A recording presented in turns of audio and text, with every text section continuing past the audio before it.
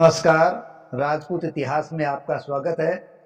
विग्रहराज चतुर्थ के बाद अपर गांगे या अमर गांगे शासक बना, लेकिन उसका 1 साल का अल्पकालीन शासक था जिसकी कोई विशेष उपलब्धि नहीं रही। और अपर गांगे या अमर गांगे के बाद पृथ्वीराज द्वितीय शासक बना और पृथ्वीराज द्वितीय ने अपने मामा गोहिल वंशी किल्लण को हांसे का अधिकारी नियुक्त कर दिया था, जिससे वह मुसलमानों को उसकी सीमा से दूर रखने में कामयाब रहा। उसने सतलज के तटीय पंचपट्टन राज्य को भ्रष्ट कर दिया और वहां के शासक को बंदी भी बना लिया था।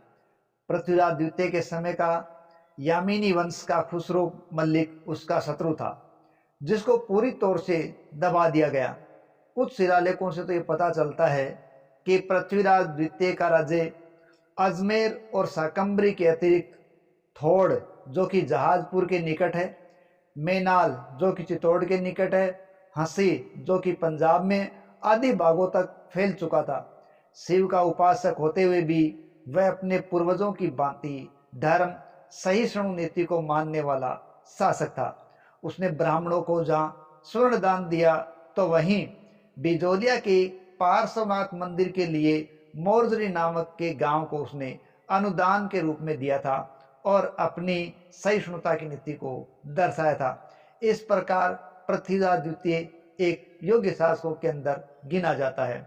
पृथ्वीराज है वो निसंतान मर गया, तो उसके मरने के बाद उसके चाचा सोमेश्वर शासक बने। ध्यान रखे, सोमेश्वर उन्हीं अर्णोराज का पुत्र था जिन्होंने अन्ना सागर झील का निर्माण करवाया था। सोमेश्वर है वो गुजरात में जयसोम और कुमारपाल के दरबार में ही पला बढ़ा था। शाकंभरी राज्य का स्वामी बना अर्णोराज और उसने कुमारपाल के कोंकण के शत्रु मल्लिकार्जुन को पराजित करके विशेष प्रसिद्धि प्राप्त कर ली। उसी समय उसने कलचूरी की राजकुमारी से विवाह कर लिया और इसी विवाह से उसे पृथ्वीराज तृतीय और हरिराज नामक 2 पुत्र पैदा हुए। जब सोमेश्वर चौहान को अजमेर के शासन की बागडोर अपने हाथ में लेने के लिए बुलाया गया, तब वह अपनी पत्नी और दोनों पुत्रों के साथ वहां पहुंचा और उसके राज्य में बिजोलिया, रेवासा, थोड़, अणवाक आदि भाग है वो सम्मिलित हुए थे।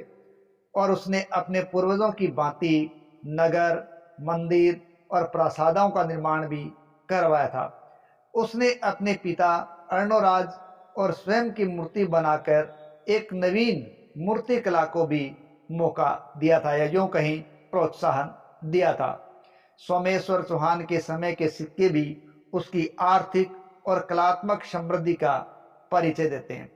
शैव धर्म का अनुयायी होने के बाद भी उसने जैन धर्म के प्रति एक बड़ी ही सहिष्णुतापूर्ण नीति का सहारा लिया था।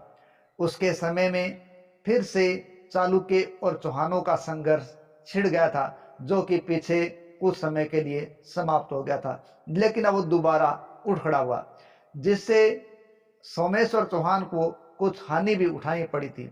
लेकिन सोमेश्वर चौहान की मृत्यु लगभग 1177 के आसपास हो गई थी। तब उसके बाद उसका पुत्र पृथ्वीराज तृतीय शासक बना, जो चौहानों का एक बड़ा ही योग्य शासक के रूप में अपने आप को स्थापित करने में कामयाब हुआ और एक विशाल साम्राज्य का शासक बना और मोहम्मद गोरी से संघर्ष करके उसको हरा के इतिहास में एक अमूल्य धरोहर के रूप में अपना नाम उसने दर्ज कराया था। आगे उसी की बात की जाएगी। धन्यवाद।